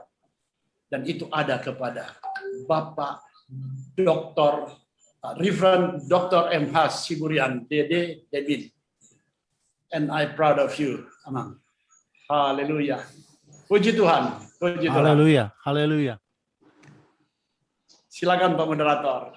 Ya, terima kasih untuk Ketua Umum. Kita bangga tentu memiliki anggota MPR yang luar biasa, pengetahuan luas. Jadi ada satu pertanyaan yang saya rangkumkan, dan mungkin ini adalah pertanyaan terakhir dari sesi ini. Dan tentu kalau berkenan ada harapan bisa menyanyi sebuah lagu Pandita. Oke, pertanyaan ini saya rangkumkan dari Obed Tobing dan Frida Lianarium. Frida Hanarium. Ya, ini pertanyaan yang saya rangkumkan, yaitu pengaruh dari ibadah-ibadah kita secara digital hari ini, ibadah online itu bagaimana pengaruh dengan keimanan. Jadi ini pertanyaannya secara garis besar seperti itu. Karena ada yang tidak lagi beribadah dengan sungguh-sungguh karena online, bagaimana pengaruhnya kepada iman, dan juga kepada pembinaan rohani anak-anak muda sebagai tiang gereja. Jadi seperti itu, Aman. Mari boleh dijawab. Baik, saya bukan ahli digital sebenarnya. Saya hanya pengamat dari jauh saja. Seperti apa pengaruh dari pelayanan digital ini kepada jemaat, tetapi dari jemaat sendiri sudah bicara banyak. Mereka lebih suka sebenarnya kalau gereja itu dibuka kembali seperti sedia kala. Paling sedikit oleh jemaat saya, pemberitaan apa yang saya tahu dari jemaat saya. Kemudian di satu sisi kita tidak boleh menghilangkan lagi sebenarnya ibadah digital ini. Tidak akan mungkin lagi kita hilangkan itu. Kalau engkau tidak ambil itu bagianmu di dalamnya, orang lain akan ambil. Ya, jadi tidak akan bisa dihilangkan dan akan ada begitu banyak variasi komoditas digital yang akan muncul. Barangkali mereka akan membuat video-video yang unhumanistic, ya. Mungkin itu seperti film, seperti apa yang tentu saja bisa hoax yang cantik, hoax yang menarik, hoax yang baik, karena dosa itu selalu menarik. Biasanya itu dosa itu adalah racun yang dibungkus dengan coklat. Kita makan coklatnya, kita tidak tahu sebenarnya di dalamnya ada racun-racun yang sudah meracuni kita. Karena itu saya melihat bahwa pemimpin yang akan datang itu harus menjadi pemimpin yang sangat berkhidmat, sangat mampu untuk membedakan kehidupan anggota jemaatnya secara digital maupun secara non-digital. Jadi harus dia bisa membedakan itu. Karena reaksi-reaksi digital itu tidak akan pernah sama dengan reaksi-reaksi secara langsung. Saudaraku yang kekasih sama Tuhan, tatap muka itu sampai sekarang menurut saya menjadi yang paling utama. Tatap muka, kalau itu bisa diadakan, walaupun itu barangkali tidak selalu bisa dilakukan secara kolektif. Saya mau mencoba mengatakan bahwa dulu kala gereja itu adalah sebuah home church. Ya, gereja mula-mula itu tidak ada gereja kolektif. They are called as a home church. Jadi gereja rumah. Gereja rumah tangga. Itu sebabnya sampai sekarang GPI juga selalu mendasarkan jumlah anggotanya dari rumah tangga. Jadi berapa rumah tangga kalian, berapa rumah tangga gereja itu bukan berapa orang. Nah, jadi individu itu selalu dimulai dari rumah tangga itu. Jadi rumah tangga adalah sebuah alternatif, sebenarnya bukan alternatif, adalah basis dari gereja itu. Rumah tangga itu adalah basis dari gereja. Artinya kalau gereja bisa menghubungi rumah tangganya secara langsung atau online, orang per orang, itu sebenarnya sudah sebuah pelayanan perjanjian baru. Karena gereja mula-mula itu dimulai dari home church. Bapaknya, mamanya, anak-anaknya. Kalau ini bisa dikuasai secara online, saya pikir tidak akan terlalu pengaruh negatif dari konsekuensi logis dari penggunaan digital itu sendiri. Jadi apakah keimanan atau pembinaan rohani kita itu akan terjejas? Saya pikir tidak. Kalau memungkinkan pembinaan secara direct to the family itself, then you can minister to them with your own system. Jadi dan tidak ada orang yang bisa mengganggu. Barangkali satu waktu gereja harus membuat Facebooknya sendiri. Barangkali gereja satu waktu harus membuat WA-nya sendiri yang tidak bisa diganggu oleh orang lain. Sepanjang itu masih diberikan izin atau diberikan kesempatan oleh pengguna. Karena saya harus tahu, saya harus beritahukan, saya tidak terlalu percaya kepada mereka ini. Saya hanya menggunakan teknologi mereka, ya, yang bisa saya gunakan. Tetapi kalau mereka interfere atau intervene with my own missions, itu Alkitab saja bisa mereka rubah loh.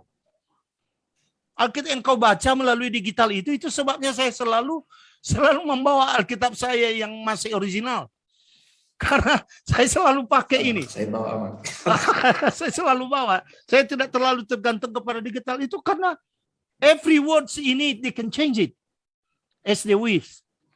Itu bisa kata dikatanya, dan engkau tidak tahu bahwa itu sudah diubah. Engkau tidak tahu bahwa itu sudah dirubah oleh mereka. Ya, saudaraku yang kekasih sama Tuhan, oleh karena itu kita masih gamang, menurut saya sih. Gereja masih terlalu gamang atau masih terlalu dini untuk menentukan sebuah sikap yang final tentang produk ini. Karena itu saya harus mencoba mengatakan seperti apa yang dikatakan oleh pepatah Delhi, karena kami berasal dari orang Medan. Di situ disebut pintar-pintar meniti jembatan. Jadi pintar-pintarlah meniti jembatan, bukan berarti sudah tidak bisa melewatinya, tetapi pintar-pintarlah, karena kiri kanan itu adalah jurang yang sangat dalam yang membuat engkau bisa terjejas.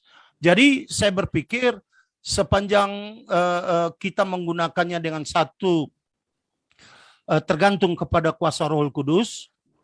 Jadi sebuah aliran Pentakosta yang tidak pernah terlepas dari kedudukan Roh Kudus dalam setiap penginjilan kita. Kedua, kau melakukannya dengan kemampuan teknis yang luar biasa. Ya artinya paling sedikit engkau mempunyai kemampuan standar untuk sebuah apa yang namanya teknologi online. Ketiga, jikalau engkau memiliki sebuah komunitas tersendiri yang engkau anggap sebagai penggembala. Yesus mengatakan, saudaraku yang kekasih sama Tuhan, domba-domba mendengar suaraku dan mereka mengikut aku. Jadi sistem ini tetap berlaku. Jadi bukan engkau buang suara dan ditangkap oleh semua orang, tetapi engkau sedang berbicara kepada domba-dombamu dan domba-dombamu itu mendengarkan engkau. Dia tidak mencari alternatif lain di dalam internal ini. Saudaraku yang kekasih, karena akan banyak di sini gembala-gembala yang palsu, gembala-gembala yang hebat teologianya, yang hebat kemampuannya, hebat mereka sudah termanage dengan sebuah iklanisme, ya. Iklanisme selalu menyatakan kecap nomor 1, ya. Itu selalu tidak ada kecap nomor 2 dalam iklanisme. Dan kita sedang masuk dalam iklanisme itu. Semua mengiklankan gereja yang bagus dan baik. Hanya saja saya selalu berkata kepada pendeta saya rawat itu jemaatmu. Berapa orang jemaatmu? 10 orang. 10 orang itu betul-betul kenal kau dan kau kenal yang 10 orang ini. Itu jauh lebih bagus. Ada mungkin 30 orang. Nah, saya bilang kau sudah lebih hebat daripada Yesus. Yesus hanya 12 orang, itu pun melanggar 1. Karena itu biarlah kita menghargai setiap yang Tuhan berikan kepada kita. Kita tidak tertarik lagi dengan mega church. Mega church itu, saudaraku, ya hanya COVID saja sudah membuat dia terpuruk. Ya, sudah membuat dia terpuruk. Artinya saya tidak melihat ada sesuatu kekuatan yang luar besar di sana. Salahkah mega church? Saya tidak mengatakan itu salah. Tetapi ketangguhannya itu sudah teruji, saudaraku. Kita harus masuk menjadi gereja yang teruji. Kita bisa menjadi mega church, ya, mempunyai gereja sebanyak-banyaknya, tetapi harus ya mencoba menjadi bagian daripada penggembalaan kita sendiri. Jadi jangan lemparkan itu makanan kepada orang yang kau tidak kenal, tetapi berikan itu makanan kepada orang yang kau kenal, apakah itu melalui online atau tidak. Nah, kalau itu namanya penginjilan, saudaraku yang kekasih sama Tuhan, buatlah penginjilanmu itu untuk semua orang. untuk everybody. Tetapi kalau namanya penggembalaan, karena ini menyangkut kepada gereja, maka nyatakan perkataanmu itu kepada gerejamu saja. Artinya supaya engkau memperkuat gerejamu itu, memperkuat jemaatmu itu dengan luar biasa. Saya kira demikian. Ya, terima kasih untuk narasumber luar biasa. Banyak pertanyaan yang masih ada, tetapi waktu juga yang membatasi kita. Dan pertanyaan dari Ibu Dr. Anda Atur Sinaga sudah terjawab tadi. Ya, ada hikmat dari Roh Kudus tentang penginjilan digital juga sudah disinggung oleh narasumber kita. Jadi dipakai, itu adalah jawaban untuk pertanyaan Dr. Anda Atur Sinaga. Jadi saya rasa sudah tiba waktunya kita akan mendengarkan closing statement dari pembicara, dan masih ada satu permohonan mau mendengarkan suara dari Amang Pandita jika berkenan. Haleluya. Ya. Sebenarnya suara saya hanya baik di studio saja. Karena mereka bisa rekayasa suara itu. Tetapi saya akan bernyanyi sebuah lagu Pantai Costa yang sangat lama, ya. Nggak ada musik ya? Ada gitar nggak? Coba ambil gitar sebentar. Saya minta maaf 1 menit saja, karena Siap, Amang. ya.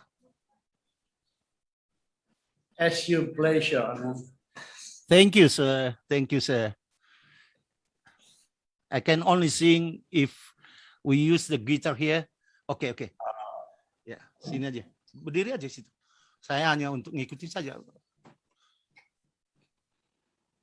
Kita orang tak mau mundur, tidak mau.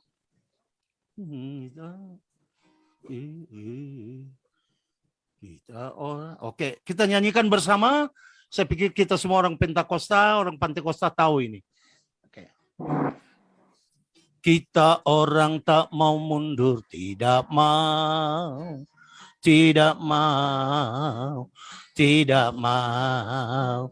Kita orang tak mau mundur, tidak mau. Kita orang mau menang melawan iblis.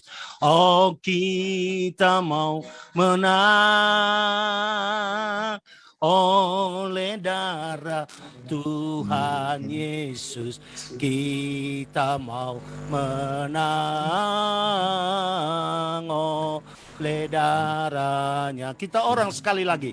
Kita orang tak mau mundur, tidak mau.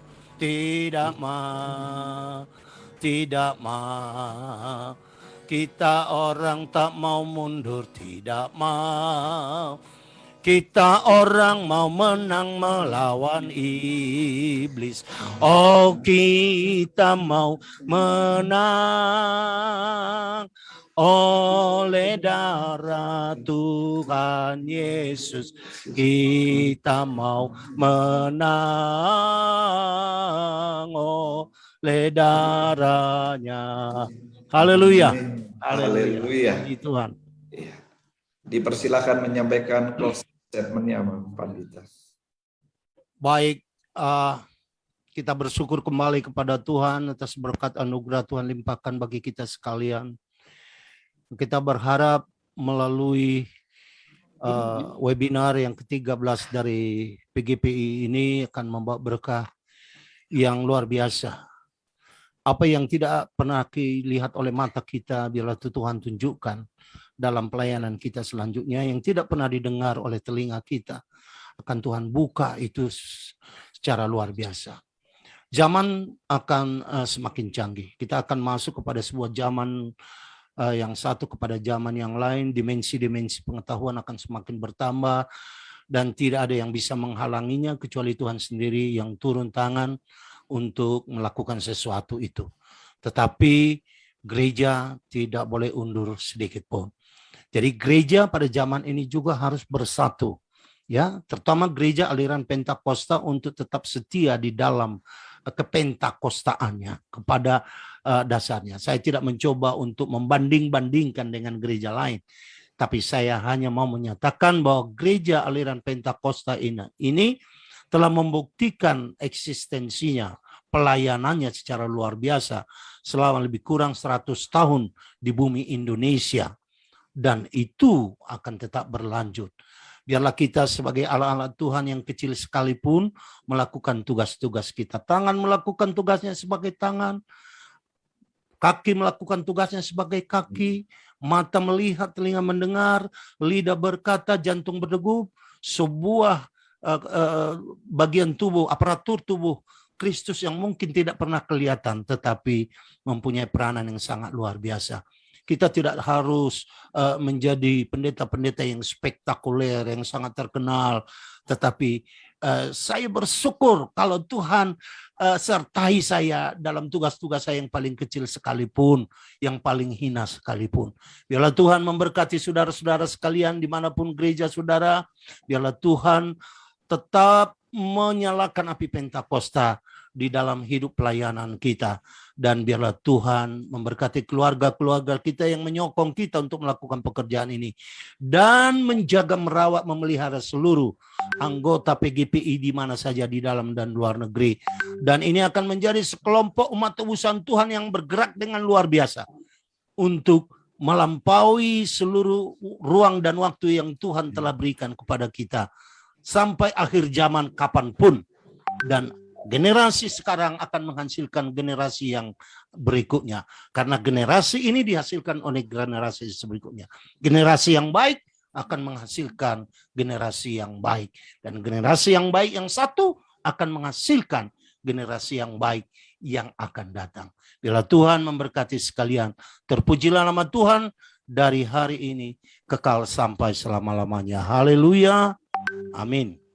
Amin. Ya, puji Tuhan, boleh kita berikan aplaus untuk narasumber kita yang luar biasa.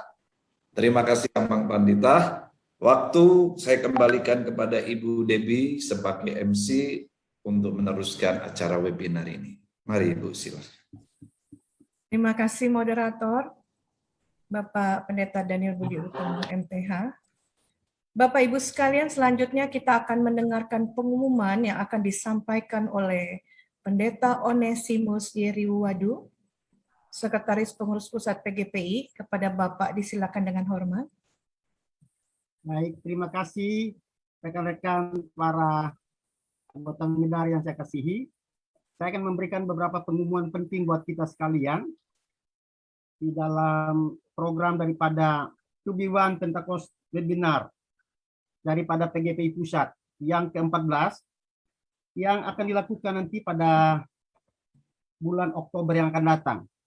Bapak Ibu, pembicara kita untuk tanggal 25 Oktober yang akan datang yaitu Bapak Pendeta Dr. Franciscus Irwan Wijaya, MA, MAIE, MMis. Beliau adalah Ketua STTRL Batam dan Inkantor Indonesia Cerdas, saudara-saudara. Ya, jadi dengan tema Mission Heart Indonesia and Beyond.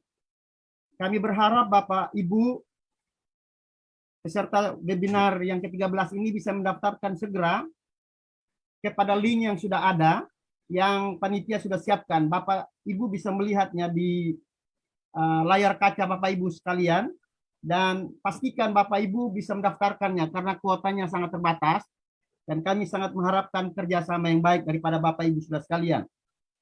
Dan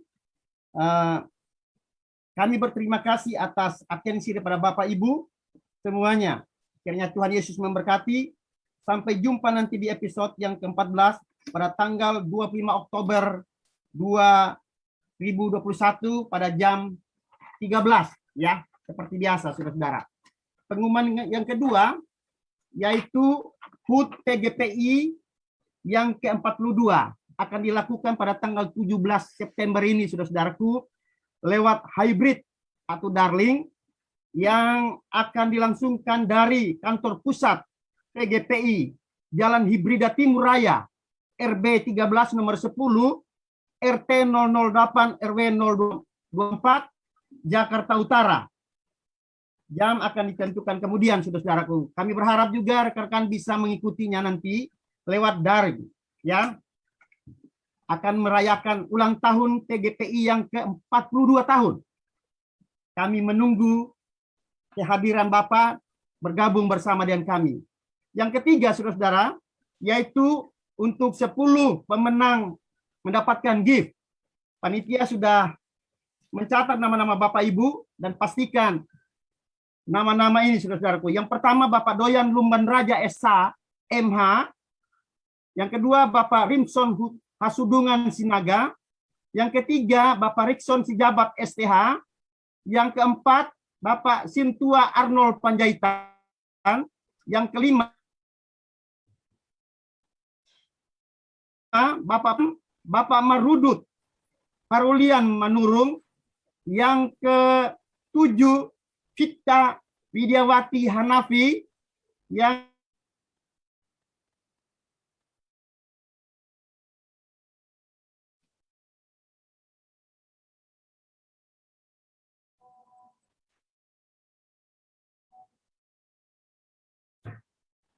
Baik, Bapak Ibu sekalian, nanti bagian sekretariat akan mengirimkan hadiah bagi Bapak Ibu yang mendapatkan dalam webinar ini. Baik, puji Tuhan, Bapak dan Ibu sekalian, kita telah sampai di penghujung acara dari webinar ke-13, yaitu salam penutup dan doa penutup akan dibawakan oleh Pendeta Insinyur Hano Palit MTH, Wakil Sekretaris Umum Pengurus Pusat PGPI, dan selaku Sekretaris Umum Gereja Segala Bangsa Gesba. Kepada Bapak, disilakan dengan hormat. Segala puji dan syukur serta hormat kepada Tuhan Yesus Kristus. Kita telah mengikuti program PGI Pusat B1 Pentecost Webinar yang ke-13. Peluang dan tantangan gereja aliran Pentakosta di era digital.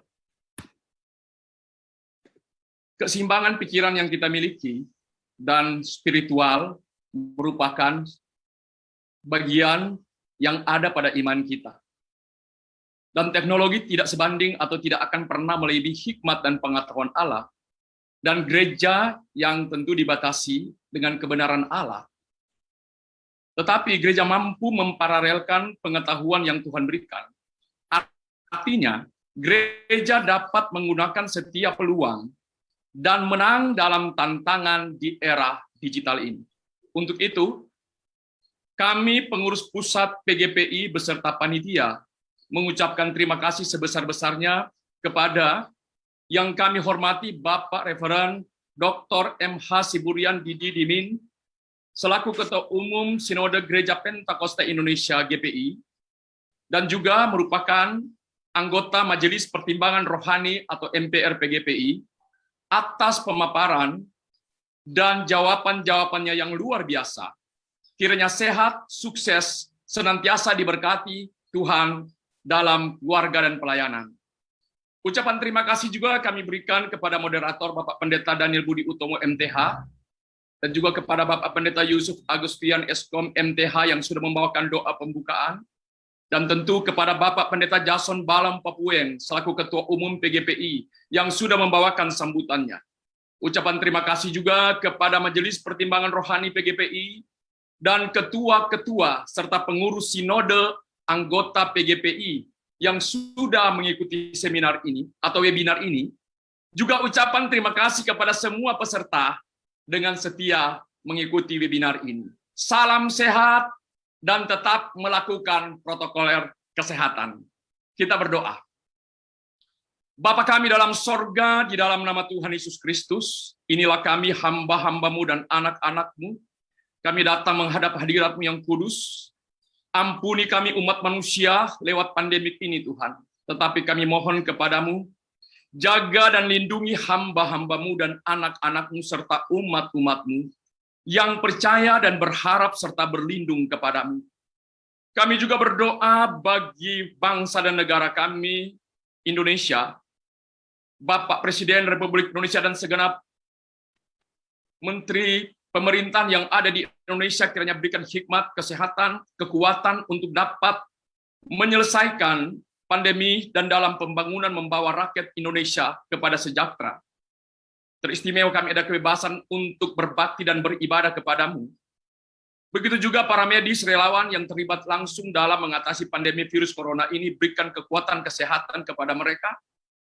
Berkati juga keluarga dan pelayanan dari Bapak Pendeta Dr. M.H. Siburian D.D. Min, Ketua Umum Sinode Gereja Pentakosta Indonesia, serta tugas-tugas lainnya yang Engkau percayakan kepada beliau. Berikan hikmat, berikan kekuatan, berikan kesehatan. Berkati juga keluarga dan pelayanan dari Moderator Pendeta Daniel Budi Utomo. Berkati juga keluarga dan pelayan dari Bapak Pendeta Jason Balom Papua yang selaku Ketua Umum PGPI. Kiranya Tuhan Engkau berikan hikmat kepada beliau untuk dapat mengurus PGPI, sehingga PGPI semakin berkenan untuk hormat dan kemuliaan nama-Mu Tuhan. Kami berdoa juga bagi para panitia Tubiwan Pentecost Webinar. Engkau berikan kekuatan kesehatan, berikan persatuan, kesehatian, semua untuk hormat dan kemuliaan nama-Mu. Kami juga berdoa Tuhan, berkati semua yang sudah mengikuti webinar ini. Berikanlah kekuatan juga, berikan kesehatan. Berkati dalam pelayanan mereka, berkati dalam keluarga mereka. Kami juga berdoa untuk Tubiwan Pentecost Webinar yang ke-14 yang akan dilaksanakan pada hari Senin 25 Oktober 2021. Kepada pembicara Pendeta Dr. Franciscus Iwan Wijaya MA, MII, MIS. Mari Engkau tolong campur tangan Tuhan, biar dia bisa memaparkan Mission Heart Indonesia and Beyond. Sehingga kami semua yang akan mengikutinya diberkati oleh Engkau. Kami menyerahkan seluruh kehidupan kami Tuhan, karena di luar Engkau kami tidak bisa berbuat apa-apa. Terpujilah Engkau Tuhan, inilah doa dan ucapan syukur kami. Dalam nama Tuhan Yesus Kristus, kami sudah berdoa. Haleluya. Amin. Terima Kami silakan kasih. kepada MC. Terima kasih kami sampaikan kepada Bapak. Baik, Bapak Ibu sekalian, berakhirlah webinar Recording kita. stopped. Tubiwan Pentecost webinar ke-13 dapat terselenggara berkat Bapak Ibu sekalian kehadiran dan partisipasinya. Puji Tuhan, saya mewakili panitia, mohon maaf atas salah kata kami. Terima kasih, Tuhan memberkati kita semua. Haleluya. Puji Tuhan. Terima kasih Pak Siburian. Terima Memberkati. kasih kembali. Tuhan memberkati. Berkati semua